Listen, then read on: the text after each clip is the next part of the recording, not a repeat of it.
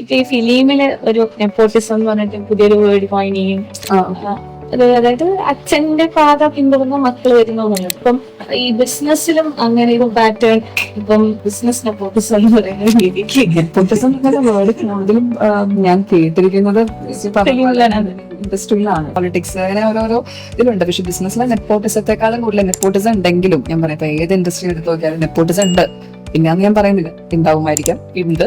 പക്ഷെ ഉള്ള ആൾക്കാർക്ക് അതിൽ കൂടെ പോകുന്ന ആൾക്കാർക്ക് കുറച്ചും കൂടെ പ്രഷർ കൂടുതലായിരിക്കും. കാരണം എന്താന്ന് വെച്ച് കഴിഞ്ഞാല് എല്ലാവരും വിചാരിക്കുന്ന ഒരു ഷോർട്ട് കട്ടിൽ കൂടെ പൊസിഷനിലേക്ക് എത്തി.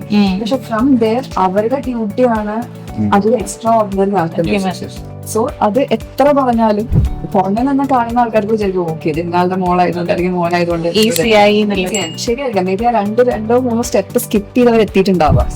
പക്ഷെ അത് കഴിഞ്ഞിട്ട് പോകുന്നത് ആയിരിക്കണം റിമാർക്കബിൾ ആവേണ്ടത്.